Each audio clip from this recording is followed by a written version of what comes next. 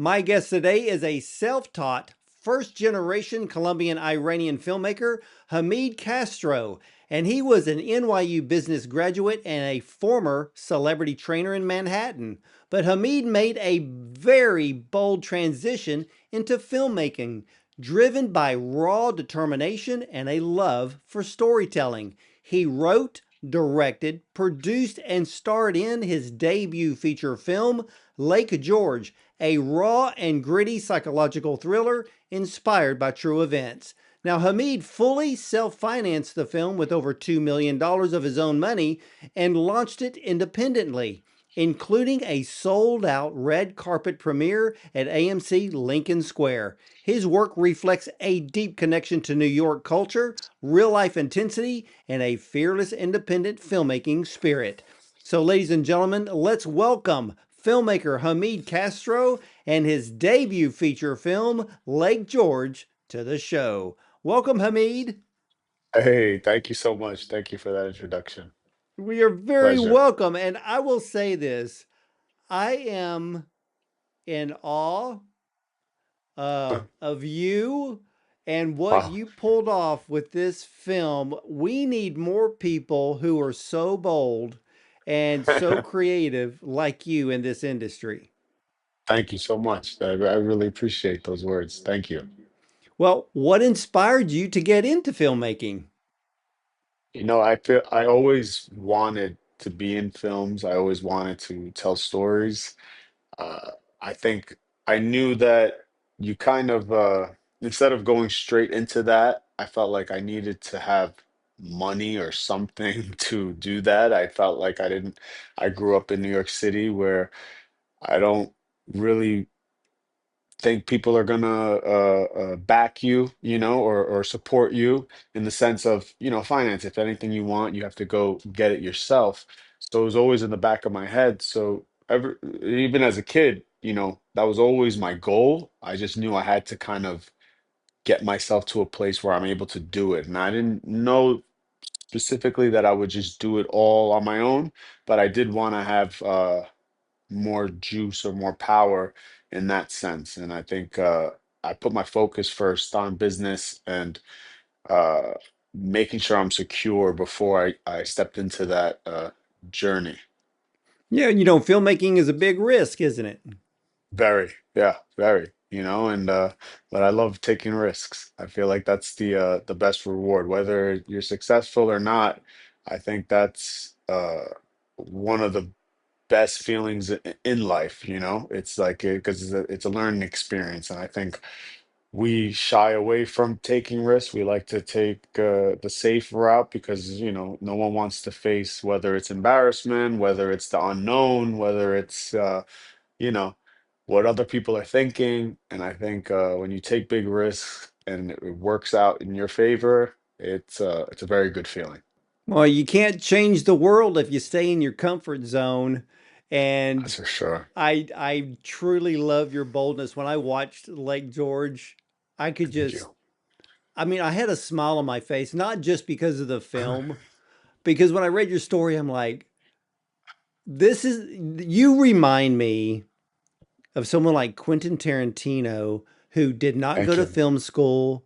He's like, I'm just going to do it. Yeah. And Thank you. you gotta have a set of cojones to pull this off. That's And definitely you true. did. But That's definitely true.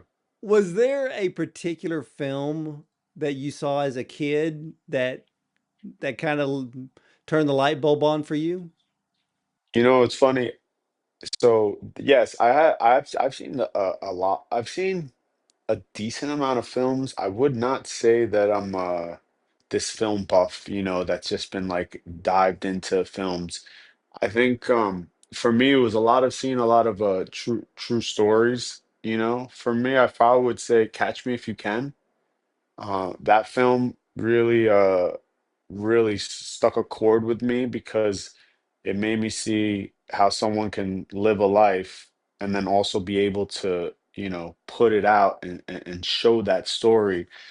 And that was always my theme when I was going through life, which is like you take these risks and things, and I always would have in the back of my head, well, worst case scenario, maybe I'll make a movie out of this. And I always just kind of felt that way. And I really enjoyed telling stories. So when I would be storytelling, I like to give details when I'm telling people, so they can put the visual in their head. Some people tell stories and they're just like they tell it quick, but for me, I want you to know what the person looked like. I'll say the person's name, and I think throughout the years, constantly hearing people be like, man, that's a crazy story. Oh, can you tell that story again? Or seeing people's attention when I be talking, it started, clicking like, this is probably what I should do, and I should figure out my craft. Yeah, and you have done well with this craft because when I put the film on to watch it for the first time, the moment it started, probably within the first 5 minutes, I'm like, this is this is some kind of work. No, And thank you. I because when I'm looking at film, I'm looking at more than just acting. I'm looking at the Right, story. I'm looking at the right. cinematography, the camera movements, the lighting, all those Yeah, little things. And I'm sitting yeah. here going, this is his first film? Oh my gosh. What's the next one going to be like? So Yeah. let's dive, well, no pun intended, but let's dive into Lake George. And I understand it's based on true events. Is it your life or someone Correct. else's? It's a mix of both. It's a mix of both. It's a mix of my life. It's a mix of the people I grew up with, the people I was around, friends and family, and I put it all together to basically, tell this creative story. And I felt like sometimes a lot of things people don't really know what goes on in maybe the underground world, or especially in New York. And I felt like I wanted to keep it as authentic as possible, so I stayed away from things that maybe sometimes people will be like, oh, you should add this because, or there should be this relationship, or you need to add this, this is what people like. And I felt like I don't want to do what I think people may like. I wanted to tell the story the way it happened, or the way these scenes or these things have occurred. And I felt like, and especially in the slang or in the dialogue, I wanted you to know how it's really spoken. Even if you didn't know the words or whatever, I wanted you to see that side. Yeah, you know what impressed me was many things with this film. Um, Thank you. I loved your acting, and then the young man who played Rami, Yeah. man, he pulled off Yeah, some he acting did chops very there. well. And what's interesting about him, which he's actually British. He's actually from London. And yeah, and I scouted him maybe 2 years before we filmed, just coming across like some like small like a podcast interview he did over in the UK. He was a model, he was a fashion model. He did a few like little things in like, film, but over there in the UK. And I was just like, man, if I could get this kid to have a New York accent, I want him in my movie. And he did resemble a lot of who the real character was based on. And it's kind of like a good looking, young guy, but also has that grit that you wouldn't expect. And that was kind of the environment that I was into. Sometimes see these, street stories or, crazy things, and you don't think right away maybe these people are good looking, or can mingle with a different crowd. And I ended up reaching out to him, telling him my idea, and telling him let him read the script. He fell in love with it, and I was like, all right, I'm gonna have to train you. I have to put you through New York boot camp. And I had him live with me for over 6 months, and we actually hired a dialect coach with him for him, and had the coach. They would break down the real Rain, his voice, and had all this footage and audio of the real character. So in the opening of the film, that's the real character speaking. So that was him, and then it goes into the movie, and we had him do that, and I just had him just do everything New York. And I even actually had him live with the real character for 3 months. I put them in an apartment, and I said, dive into this, feel, embody this character. So You know, the audience is never going to know because the audience is going to see him and think he is true, yeah, full-blooded New Yorker because yeah, he yeah. pulls it off Yeah, he perfectly. did. Yeah, yeah. And I had, in the editing, once after we were filming, I had to do the test, and I had to play it for my New York friends and the people that I knew, and I didn't say anything. I just wanted to see what they would say. And everyone was like, "Oh shit." So I was very happy. I was very happy because I was very proud of him too, because he really put his all into the project, and he really like was dialed in. He became that character. You know, I'm trying to think of which scene it was. There was the scene in which I think it was you and Rami got into the Maserati for the first time. Yeah, And and I'm trying to remember this correctly. The camera shot's coming from the back seat.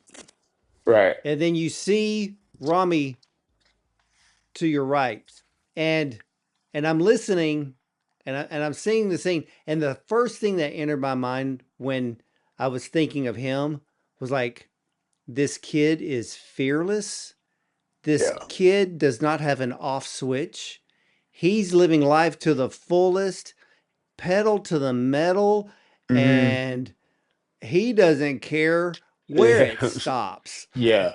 Yeah. And that's exactly how he should have played that character.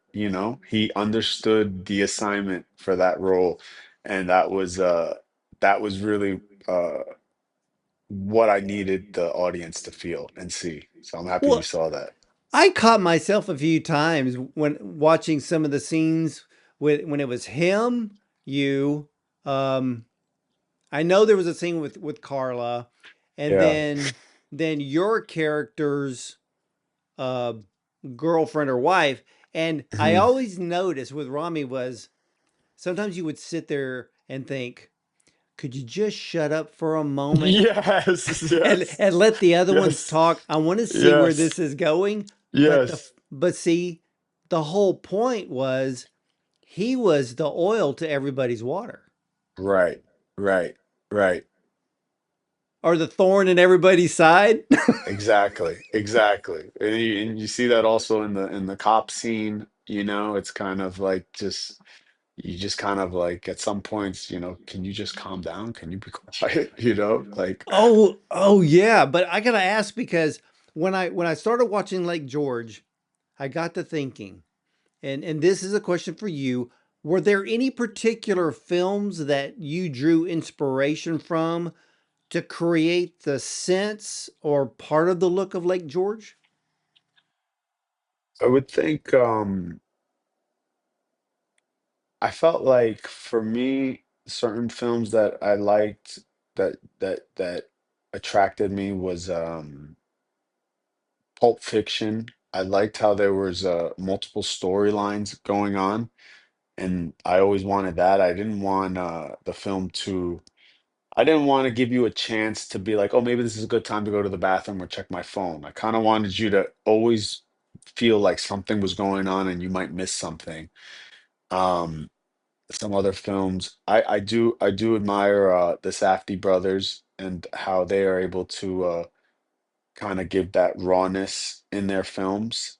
And I think just from the few films that I've like seen, I put that together, and then I also was like, how do I see it in my head? and how did it actually happen? You know, so when I was with the cinematographer and before we filmed, and we're going through each, where we're gonna put the camera angles, and I'm like, or how we're gonna do things.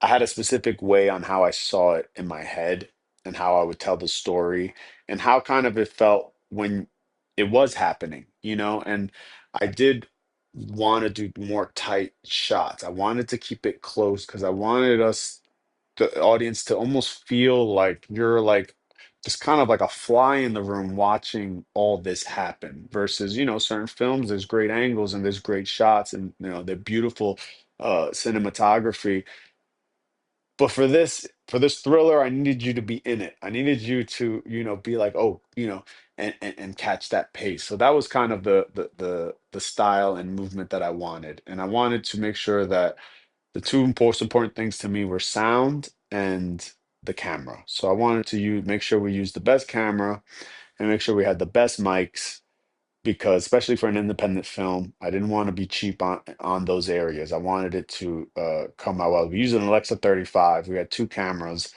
We also had the same like mics that they used on Game of Thrones. Our sound guys were freaking phenomenal, and it came out.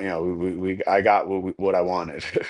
Well, it's funny you said Pulp Fiction Yeah. because when I was watching like George, I'm like, I can see Quentin.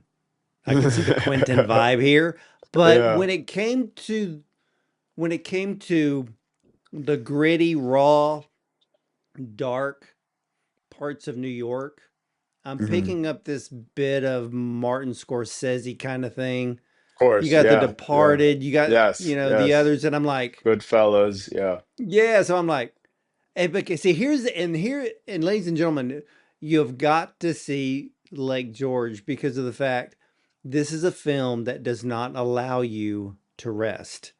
This is a Yeah. film that is so fast paced. It's nerve wracking. It's it's tense. But Hamid, here's one of the things that I love that you did. So we know the storyline that has this immediate sense of urgency. Right. You create that sense of urgency the moment we know that the urgency starts. You carried it all the way to the end, and it never stopped because I'm sitting here watching the film, and I'm like, there's like, certain interactions, and you're like, you're slowing him down. Yes, He's yes, got to get this money. yes. Got things, yeah, exactly. I mean, and that's what you want. You want your audience to feel emotions, right? Whether they're renting it, for 4.99 or they're going to the theater and spending their money. It's an experience. So I want you to experience as many emotions as you can. And it's not, whether it's you laughing, whether it's you feel bad, whether it's anxiety, whether it's, excitement. I wanted all these things to be in the film. I wanted the audience to have emotions and come out of there like, oh shoot, that was a 90-minute experience. Yeah, um, but with your character, Psych, Yeah. it took me a while, but I finally noticed that you were the only character in the film that kept his head on straight, kept his Yeah. focus, stayed calm. He would get ruffled a bit because it's kind of like Rami, calm down. Right. Or his douchebag friend who's having the Yeah. 40th birthday party, you know. Yeah. So because I'm This like, dude, guy. listen to Psych. This dude's got Yeah. he's got Yeah. something he's got to get done, and you're just kind of blowing him off because it's your party. And so why did you want Psych to be this, I guess in a way, be the anchor in the film? I mean that character was based off of myself, and that's how I am and how I was in these situations. And even we take it as much as to when I was directing the film. I even had cast members and people come up to me later on after and be like, I was so impressed on how composed you were, like you kept the energy just so. fun and relaxed, and it was like it was a great experience. And hearing that made me feel good. But I mean, for me, it's patience, and you have to be in control of your emotions. You know, you can't react just as soon as something happens. You need to, dissect things. And I think it goes beyond maturity. I think it goes with life experiences. And I wanted to kind of show that, because a lot of times things happen and we freak out over the littlest things, like, oh shit, I lost my phone. Oh, I can't find, this always happens to me, and that energy starts to spiral, and then more negative things happen, and it's like, there's a way of going through life with a different mindset, and I think energy is very important. So it's for me, it's like, I've experienced a lot of things, and Lake George is just one or few of the stories. There's a lot more to come. So for me, nothing's really going to shock me or scare me at this point, or, I know what the end result can be, and I'm okay with whatever that is. And I go through life like that, and that also comes with the same way I had big cojones to take these risks. Hey, I know what the outcome can be, and I'm okay with it. and it's very rare for independent filmmakers to actually understand.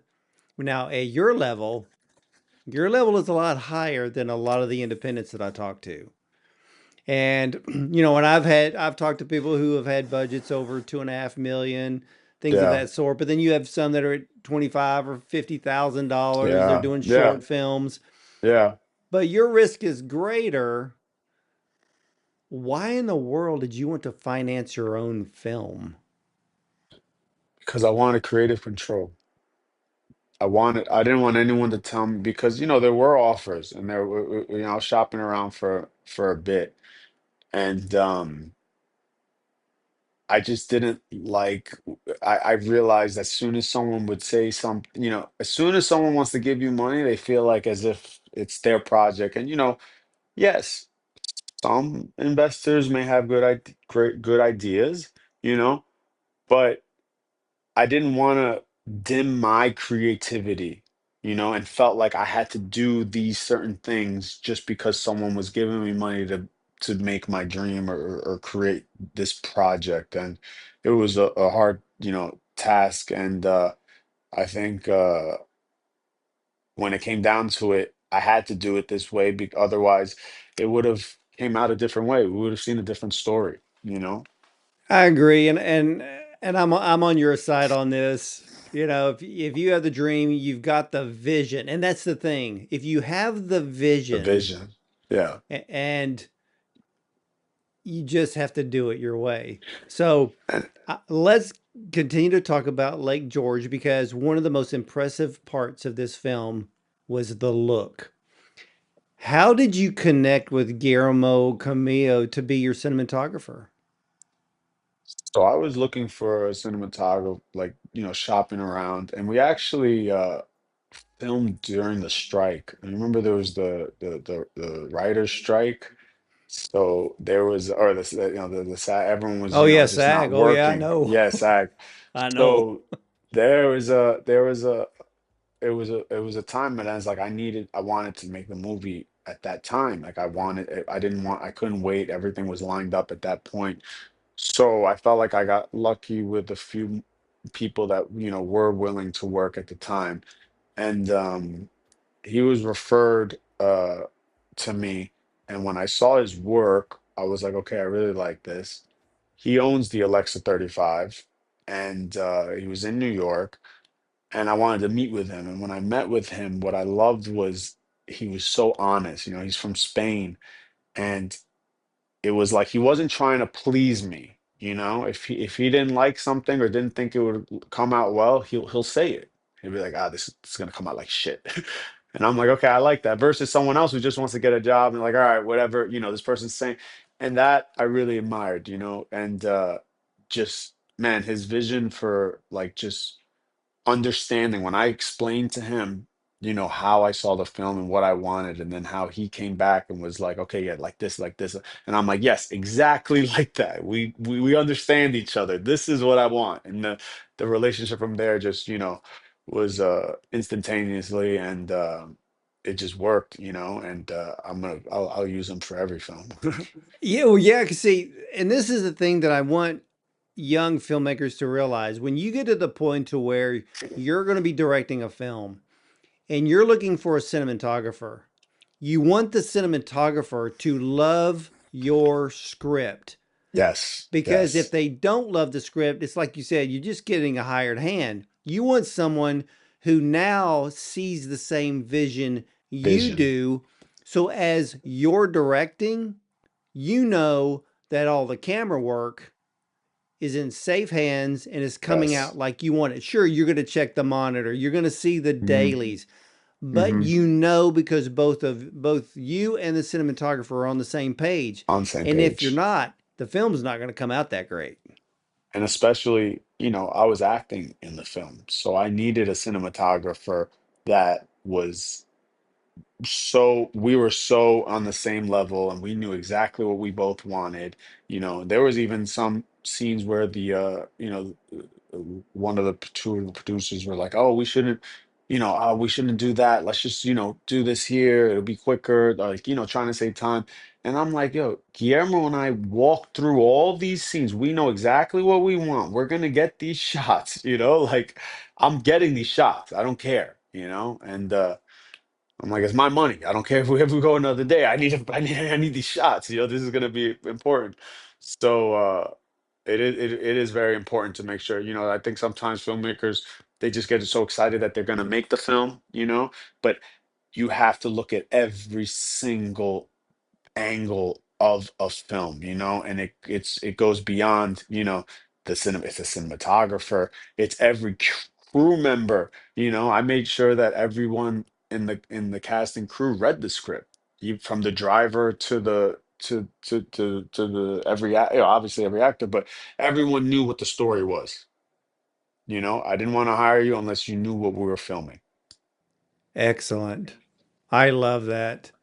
Yeah. You have to have people on board when it's your vision to have it move along correctly. Because even Right. when I was looking at the cinematography, you know, cinematographer Jonathan Nasila did John Wick, Right. and and there's elements where the best one is really the first one, maybe the second one.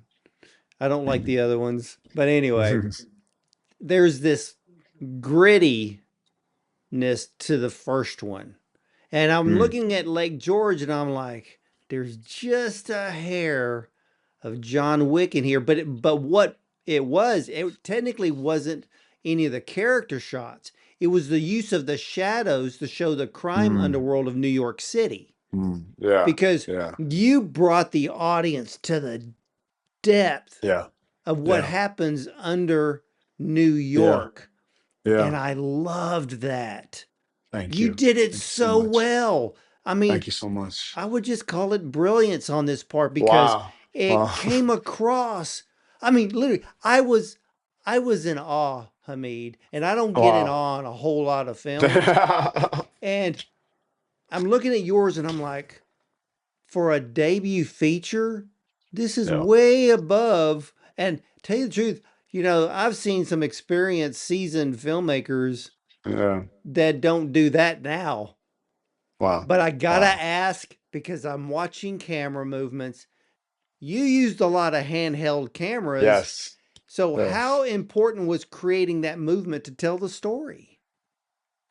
It was very important because, I mean, and I have to give thanks to Guillermo because that was his crew, and he put that together. Once he understood my vision, he knew who he had to bring on board to make that happen. And yeah, I mean, I was so impressed. Even, it's hard. I mean, handheld is very tough. You have to be very, and Guillermo was just so on point, making sure he's a perfectionist, and that helped as well. And it wasn't like we did so many takes. We actually really, everyone was so prepared that like I think the most takes we did for a scene was probably five, if that. I What mean, there scene? were What scene was that? which scene we had a lot. 'Cause, I I mean, know to you be did. honest, no, I mean, I need to think because a lot of them were two, three, maybe. Um, I think we got a lot with the Damien character just because I loved he would do the lines and then some he would do improv and he would go for and I was like, let's get a few more takes because he was just so on fire, like Now, was that the Lake George scene? that no, that's the my friend that throws the party. Oh, oh, yeah, yeah, yeah, yeah, Yeah, yeah, yeah, yeah, Damien. yeah, Yeah, yeah. and The one where you Mike ripped off his Yeah, watches. yes, Mike Markoff. He actually was in Hitman, and he's a phenomenal actor. And this was a fun role for him. He was in, and I saw him really, play it so well. He's a phenomenal actor. He's been studying film and he's been in theater since he was a kid. Like, he's great. And when I saw him, I was like, oh my God, this is like the casting tape for him was the scene where he's eating while him and Syke are talking. And, I saw a bunch of casting tapes, and then he was the only one that actually was eating food in the thing. Just I was just like, man, this guy's good. Let's get him. Let's get him. I need him. So, uh, Yeah, and the acting in Lake George is so good, and to see and now a lot of people who know me know that I love two things. I love a heavy character driven film, which Lake George mhm, is, and I love mhm. period pieces. This film is so heavy character driven that Just and I love it because we're focusing on the people. We're not focusing on yeah. like the Empire State Building or Yes, the yes, Statue yes, of Liberty. yes, There's not a car chase. We're focusing on people's interactions with one yes. another. But even in the film where when Rami gets out of prison Hmm. and he comes to your place and Right. there's all this conversation, the characters are butting in and Yeah. I'm sitting here going, their acting is so seamless. They're literally acting as if there's no cameras in the room. Yeah. Yeah. Yeah. Yeah. I love that. And to think that, most of my cast was first time actors, you know? I saw that some of them were first time actors. How did you handle that as being the director? I mean, I casted and scouted majority of I mean, the entire main cast I scouted throughout the last 3 or 4 years when I was writing the script. And I think e- everyone understood the assignment. Everyone was very excited about the project. It was one of those scripts that once I realized when people were reading it and their reaction afterwards, I was like, okay, all right, this is something special. Like this is coming out the way I envision it. Other people are seeing this. And, you know, I was a celebrity trainer. I was a wrestler growing up. I always had kind of like that leadership, role. And I think that helped me a lot with directing. You motivate your actors, you make them feel comfortable. There's certain lines, yes, I need these lines in there, but this is the base of what I want to happen, right? Like this is what I need to happen by the end. So, if you don't say this specific word, that's fine. But this line I want, like this line I want, and have fun with it. Speak with it as if you're doing it. And I also had an acting coach, Lana Young. She also was, I brought her on set and I had her work, a little bit with each character while we were prepping. Once I prepped my characters and I talked to Lana. I told her what I wanted. Now she was there, assisting me as well, and making sure every actor and actress was, on the same page. And I think allowing your actors to have a little bit of freedom, trusting them, you know, comes out. That's that organic feeling you get, especially in the dialogue. Because when I watch films, sometimes I'm like, it feels like I'm watching a movie, which I am, but I wanted for me an entertaining film is something where I feel like I'm like witnessing it or I'm seeing something happen. Well, it's like It's like sitting there in the evening and you're watching some movie on streaming Yeah. and you're listening to the dialogue and you sit there going, did they even try to write Yeah.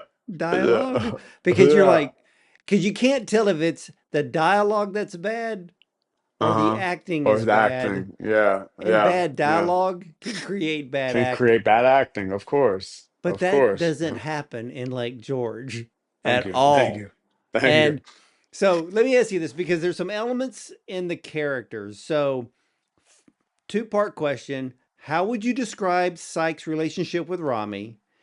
And Mhm. why were loyalty, disloyalty, and sacrifice important portrayals in your film? Well, their relationship is very similar to, is almost exactly the way my relationship is with a lot of different close friends or people I've had in my life growing up, especially in, New York City. And it's like it's like we grow up in an environment where you have to be so loyal to your friend, right? Regardless of what it is. And some people take it all the way extreme, as Psych is, and myself, where it's like, and that's not just in friendships, that's in all my relationships, right? Like if you need me, I'm gonna be there, whatever it is. Like, you know, and that loyalty, it sometimes can affect your actual life because you're going to do things that you probably shouldn't do, but you're trying to stay so strong on like your morals, right? Like, I'm like, this is like my word. And, and that's really what New York is, right? Like New York is a very real, like what you see is what you get, and and y- that friendship and that bond was almost like, yes, I know this is wrong, but at the same time, you've done this for me, so I do kind of owe you, so I'm not gonna let you down. You didn't let me down. And at the same time, you're being so loyal and you don't even pick up that sometimes, the closest people to you are jealous, or sometimes the closest people to you don't have your best interest. And maybe you have, you know, more to offer to your friend than they do to you. But sometimes on the outside, it's presented like they are doing it all for you. Maybe they say certain things, they bring up certain things that they've done, and you think like, oh yeah, and you're blind to the fact that like, no, they have their own. They're trying to do something else that I'm not seeing, and I think that was the point in their relationship. Yeah, and and I am not going to give any spoilers in this film because ladies and gentlemen, you have got Thank to you, watch this thank film you. for yourself because here's the thing, and I'm not going to even mention the character's name Okay. because I don't want anybody to know because it's part of the thrilling ending. There is one character whose whose motives are not as they seem. Yeah. And it shows up at the end. And it even shocked me because here's the thing about Lake George, it is one of the very, very, very few films in which the audience is never going to figure it out. Because as we're going along through the story, we're Yeah. not thinking in that vein. But then Yeah. you Yeah. give us two shocking twists at the Yeah. end, and I'm sitting here going, I didn't see that coming. And usually my wife gets Yeah. on to me. She's like, "Will you stop being a Stop, detective in every yeah, film? yeah, Stop yeah, trying to figure it out and just enjoy it." But yeah, it's just like a sixth sense. And so when I'm watching yeah. yours, then when this situation shows up, I'm like, now that answers a lot of questions. Now you gotta And the rewatch it. yeah, and I did. I went back to Yeah. watch certain scenes because I'm like, Did I miss wow, the something? audience is never going to know.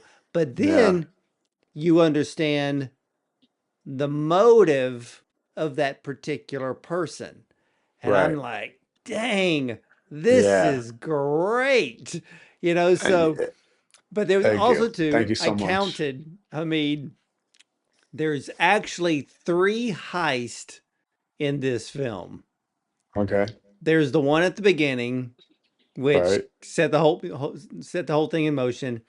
And I'm not going to give the other ones away, but the other two were basically proving that two wrongs don't make a right. Right. It's kind of like telling a lie, but then the Yeah. lie just keeps getting bigger. Yes. Yes. Yes. Yes. Yes. That is very true. Yeah, I mean, you really dissected the film perfectly, to be honest with you. You know, and the I wanted I wanted the audience. I love when you watch a film and you kind of have to like go back, you know? It's like it wasn't like that was it. You know, sometimes you watch a film, you're like, "Oh, that was a great film. Would you see it again?" Maybe, I don't know, probably not, you know? I wanted this film to be like, "Wait, I gotta go see this again. Wait, what happened?" And that's the psychological part of the thriller. You know, that's the Yeah. psychological part of the thriller. But and I love and I hope people get this scene, 'cause I don't want to give too much. I'm not going to give it too much away, but it's Damien. Yeah. When you show Damien towards the end of the film, Oh it was yeah. so funny because when he realizes what happened, Yeah. he's like, because he's so whacked out on coke anyway. Yeah, yeah. He's just like, yeah, okay, Ugh. whatever. And I'm like, dude, you are really wasted not to even care of Yeah. what you just found Yeah. out. And Yeah. and I laughed because I thought that scene was funny. Yeah. Good. Yeah. I mean, it's funny because you know, kind of who I molded that character off of is kind of like that. You know, it's like if you didn't care, then why didn't you, you know, help out? You know, if it's not that big of a deal. So, Yeah, I loved it. Now I want to talk about the scene that I feel that nails or brings this whole film together, especially in the acting. Not, I'm not, no spoilers here, mhm. but the scene at the house at Lake George with Syke, Rami, Carla, and then the owner of the house negotiating. Yeah, That amazing. Yeah. scene alone was worth the price of admission. You had the tension, because I was sitting there dissecting it because I'm like, okay, Yeah. let's figure this out. There's the Yeah. tension, there's the confusion. Thank you, Right. Rami. The Right. feeling of the audience wanting them to hurry Speed up. that up, hurry up. Yeah. What was it like filming that scene? That scene was my editor said that that was one of the most difficult scenes to edit because of the chaos and how sometimes we didn't, you know, stay on. That scene was actually um the probably the most improv scene of the film. And I was wondering. and you know, we all knew what we wanted, and it's funny because actually the amazing character and Rami were actually they were pissing each other off actually, because even afterwards, you know, the amazing character comes to me. He's like, "Hey, what's up, Moran? What was that?" I'm like, "No, who just said they told him to provoke you? It wasn't." He goes, all right." He was like, you know, he was so you know juiced up on it, and that's kind of why that you know that you felt it felt so real, you know, it felt so real, and it was, you know, I was trying to get where I'm like, yo, we need to hurry up, and he was just moving so slow, and I think a part of it wasn't even that intentionally. I think that he was kind of like, you know, just it's a bit of his personality to be, which is why I cast it. That's why I casted him. You know, I mean, I knew his personality in real life, and I knew that if I could get him just to sit down and do this scene, it would come out, you know, just the way it did. Well, here's what I love about the writing of that scene is because you didn't give the audience what they wanted. And what the Yeah. audience wanted, they kept waiting. So how much is he going to get? Ah, yeah, What yeah, you know, how much is he going to make off of this? yeah, yeah. You're You annoying. Yeah, never tell us, you never yeah, show us. And I yeah. love that because the whole scene was absolutely unpredictable and I freaking loved it. That's awesome. And that's exactly what I wanted. You know, I wanted that. And also the the character that played Carla, Caroline Jaina, was just so phenomenal also, and she really embodied the character as well. And I also just loved the aesthetic, just throwing in that wrench, throwing in that wrench, which has happened, and you're just like, man, and one person's like is like, I just need to complete this mission. The other one is like, well, maybe, you should hang out, it's like your mind is in a different place. And I have a lot of friends and people that I know where it's like your mind gets fogged over, women, and same with female, women. Their mind gets fogged when there's a guy in the picture, and that can affect your decision making. Well, I'm really glad with like with the character Carla. I was really happy that you gave us that quick little. You went back and you gave us the little quick Yes. backstory of where Yeah. how Carla fit into this. I Yeah. really appreciated that because Yeah. it Yeah. Yeah. worked Because sometimes, flawlessly. But I've yeah. got to ask because there's an invisible character in this film. Mm. How important was the music score to you in this film? Because the music plays a big part of it. Yeah. Thank you. Well, the music was all music that I wrote these scenes to, like I was I did the whole score, and the music was very important to me. And in every film that I watch, I always want music.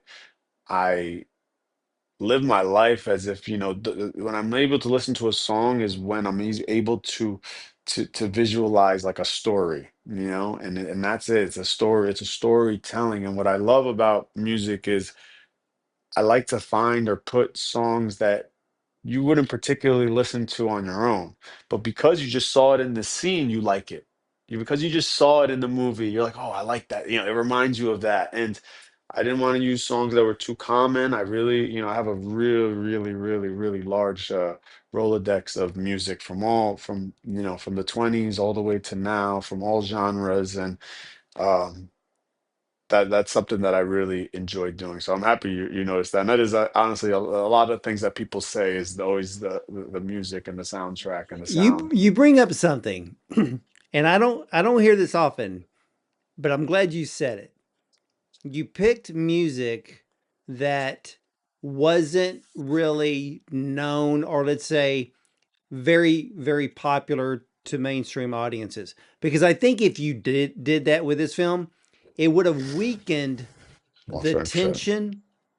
Because there's 100%. certain songs like, like the other day I was watching Grumpy Old Men, and there's a Hmm. scene with Walter Matthau coming out of the house, and they're playing "Staying Alive" with the Bee Gees. It worked for the Uh, scene because it's uh, that kind of movie. You've got right. a movie here that is tense, it's raw, it's gritty, and it's got to have music that we are not familiar with, and you did Yeah. that. Yeah. Thank you. Yeah. And uh, no, yeah, it just had, and it had to fit, and then I actually had a lot of everyone knew what kind of the music that was going to be playing in the scenes as well. Whether I played it before the scene, whether we played it when we did the table read, whether it's in the script, and I made sure when you read the script, make sure you listen to the songs for each thing. So you kind of your movement and everything is kind of going with it, that's when you're doing these scenes, that's kind of like what's going to be in the background or what's going to play. I love that. Well, what did you learn from this experience? Because you took a gamble that many filmmakers are not willing to take. Learn that you must believe in yourself and trust yourself. And if you're going to do if you're going to take a risk, whether it's in filmmaking or anything that you believe in, you must make sure that you truly believe and have a vision, and you're not going to let the outside audience, whether it's friends, family, strangers, derail your vision, because it's very easy to be derailed. And unless you're completely confident and secure in yourself, you better have tough skin, because you're gonna hear a lot of different opinions, and you're gonna also sometimes when you're doing something that's so ballsy and risky, you're going to get someone else's projecting how they would do these things or how they would. And there's going to be a lot of doubt. And it's very easy to hear the people you love or talk to doubt, and then you start to think like, oh, shoot, maybe, maybe and then that just takes away from the overall project and vision. So that's like advice beyond filmmaking. That's advice on just anything you're trying to do that you really believe in. You need to be so secure and confident in yourself and have patience.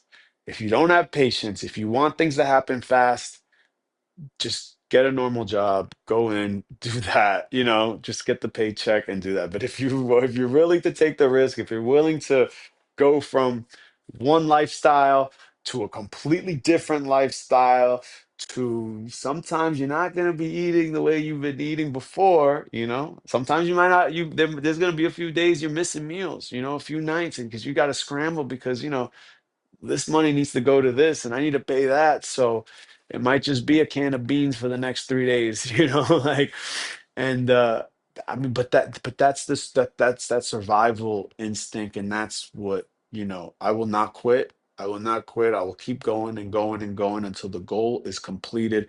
And the biggest joy is when you're able to shock people, right? When you're able to make people be like, "Oh, whoa, you did," because I'm vocal. I'll tell you what I'm working on. I'll tell you what's going on, just so I know I can hear people be like, "What? That sounds really hard. Are you sure you want to do that? Maybe you should do this. I don't know, man. You should do that." Like that's, are you?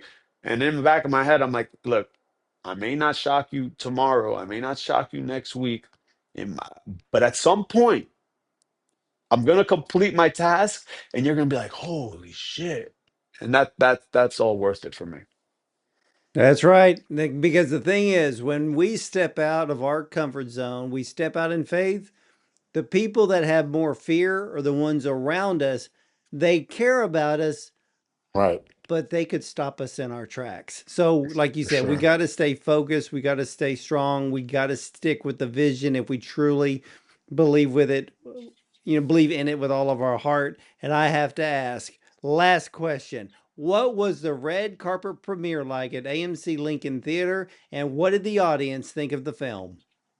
Oh man, that was just a phenomenal experience because it was kind of like this full circle moment in my life because I was able to get it into AMC independently, which was also, another task, aside from all that, I'm doing the distribution myself after, I understand business. And I think, I'm just going to throw this in quickly as, I think filmmakers, especially emerging filmmakers and stuff, you need to have a little bit knowledge in business. I think it goes beyond just being a creative. And I think if you could have the skill of understanding business, how to run a company, how to be an entrepreneur, because that is what it is. If you're making a film, you're an entrepreneur, right?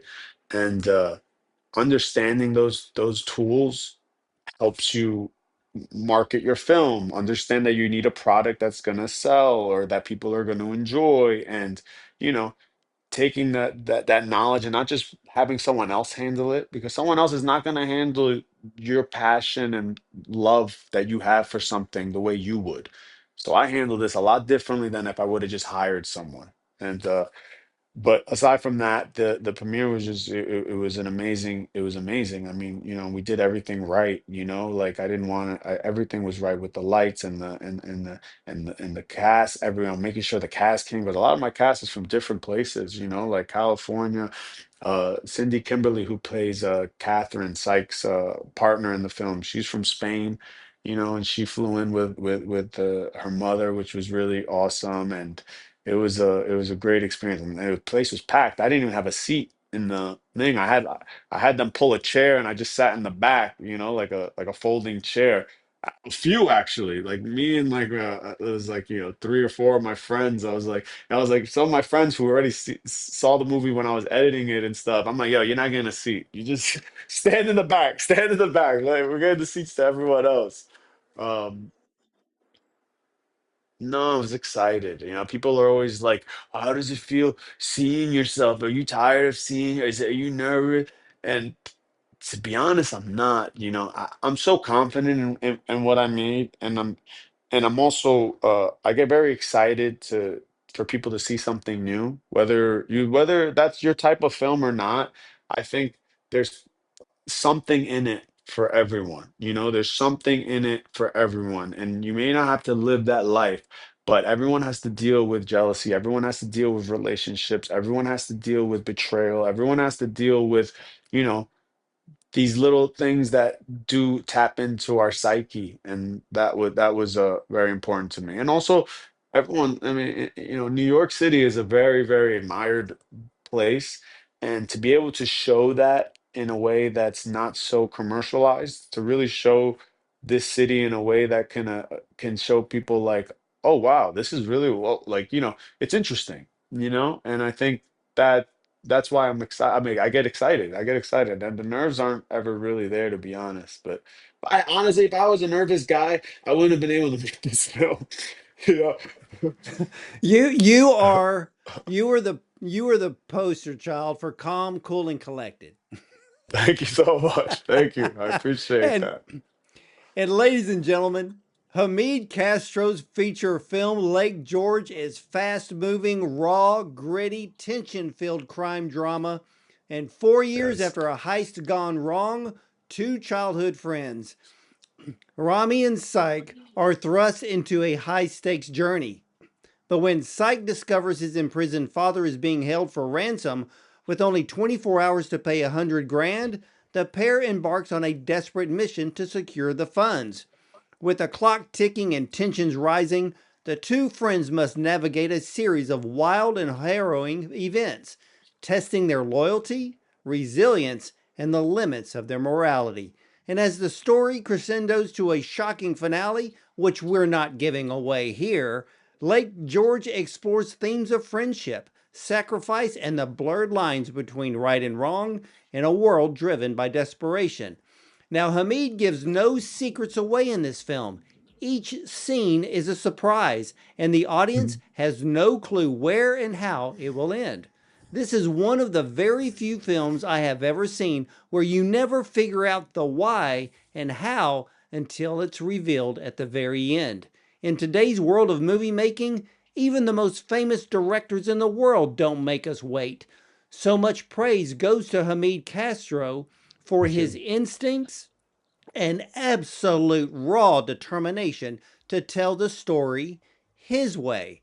The cinematography is raw, dark, gritty, and the use of shadows and the colorization of the film plays a huge role in guiding the audience's emotion from beginning to end. And Hamid, I want to thank you so much for such an incredible film. And for a first feature, I give you lots of praise because what Thank you you so did, much. most filmmakers would have never attempted. So I thank you. Wow.